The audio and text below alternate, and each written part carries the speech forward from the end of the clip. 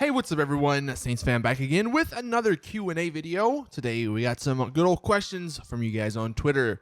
This first one, hopping right in, from Zack Attack. I heard from someone that in the coding for the Doomsday Heist, there was one for a casino heist. Do you think that's true? Well, I'm not sure where you heard that from, but I'm almost positive that's wrong. Now, there is, I believe, some sort of code or some sort of game line or line in the game somewhere that says or that mentions a casino heist. I think way back when they were first sort of making the game, they intended to actually have a heist at the casino, but ultimately it did get cut, and I guess we all know that because the casino's been saying opening soon for 5 years now. Now, I would love a casino heist. Like, tell me that wouldn't be amazing. Unfortunately, it probably wouldn't actually open the casino. You wouldn't be able to gamble and stuff. I don't think that'll ever make its way into GTA Online. But having a heist that actually goes inside, maybe that could be part of the December DLC. Like I mentioned last week, the Doomsday Heist Part 2 would be cool and would make a lot of sense for the DLC in December this year. And maybe one of the missions is breaking into a casino. Not sure how that would be Doomsday related, but I'm sure somehow it could work.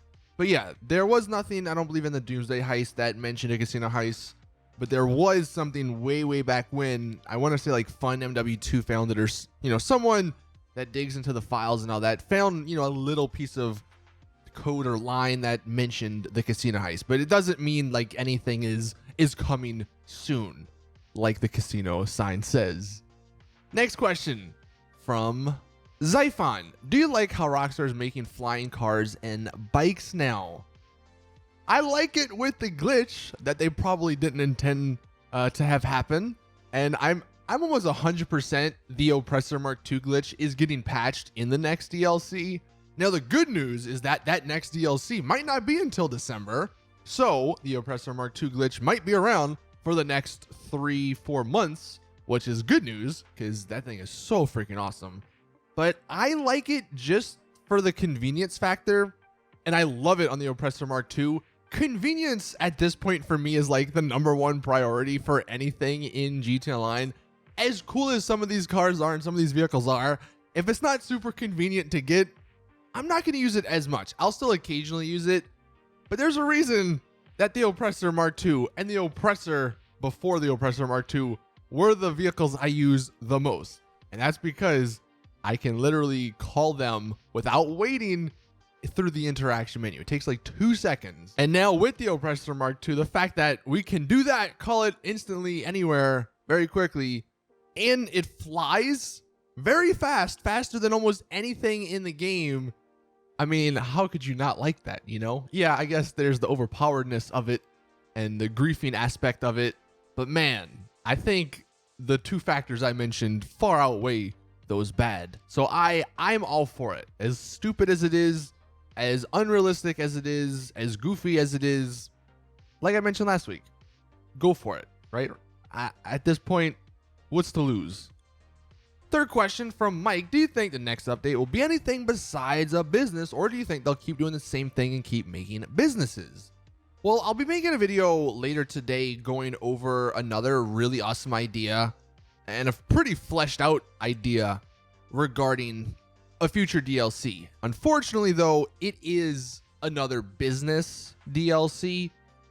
But really, the only two options that Rockstar are going to do at this point are releasing some sort of new business DLC or a heist DLC. I don't think they're going to do anything in between. It's just not been that way for the last 3 years or 4 years, and I don't see that changing anytime soon. And the reason is because they're just so easy to make.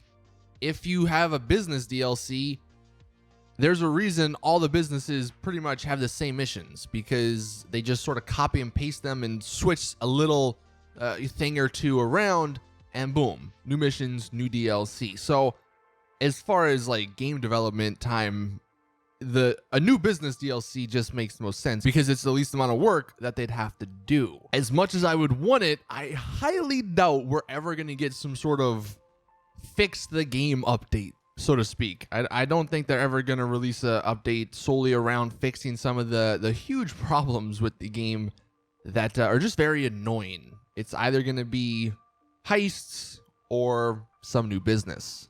But again, at this point, it's like, what new business hasn't been already done, you know? But anyway, moving into the fourth question from Nyan. Do you think, this is actually kind of a cool question, different question, do you think the missions in GTA need more replayability? And that's a good point. They do, but I'm not entirely sure how Rockstar would go about doing this. I guess the obvious answer is to have them pay more money. I mean, look, if you're making a lot of money or a decent amount of money while playing these missions, I think you're going to be a lot happier than when you're just playing these missions to play them because they don't pay out anything. And in that case, you're going to end up replaying these missions more because you're making money, and it's going to be an overall good experience. But yeah, the problem is when they make the payouts so low, it's like, oh my God, it's a drag just to play some of these missions. And I know some of the free roam missions, like sometimes they have you going different places and there's some, variety in them. But yeah, for the most part, there's not a whole lot.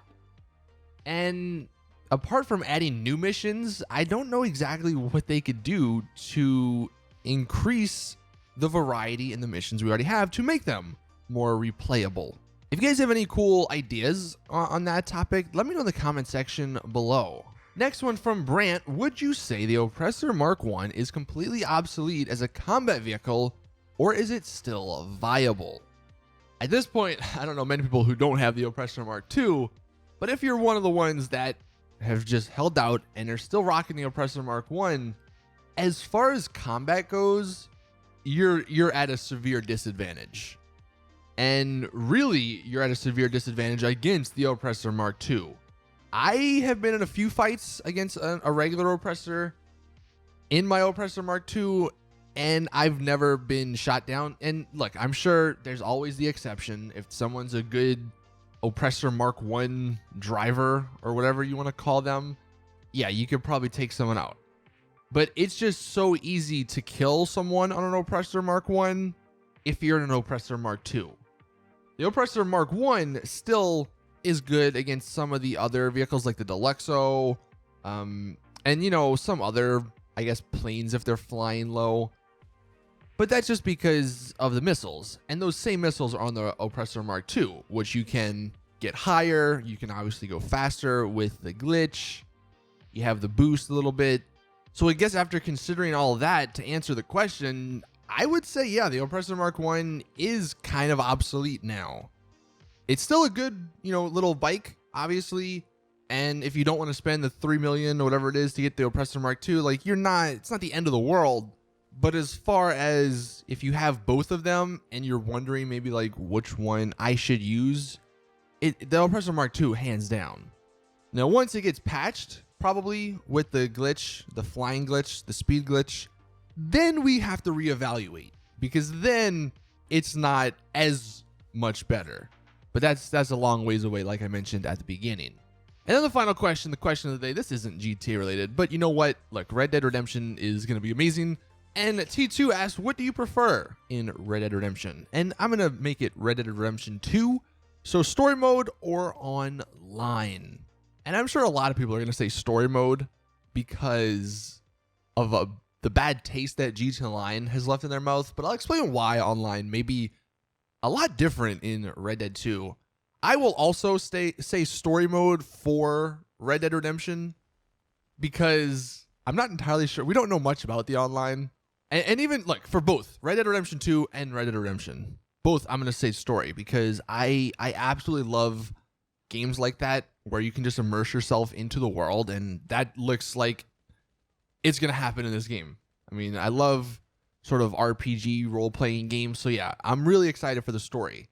But I'm not going to completely disregard online in RDR2.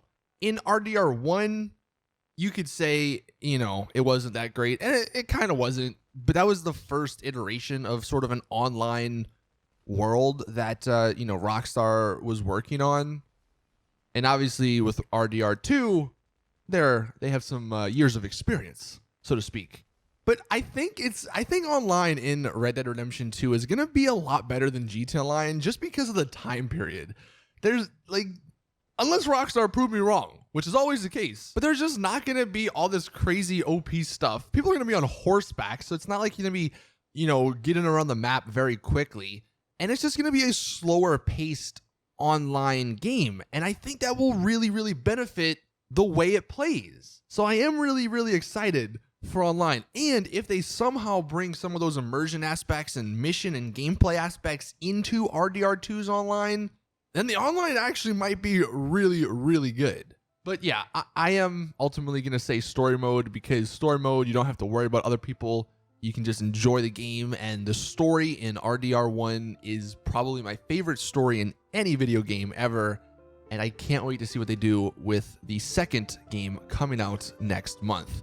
But anyway, let me know your thoughts in the comment section below.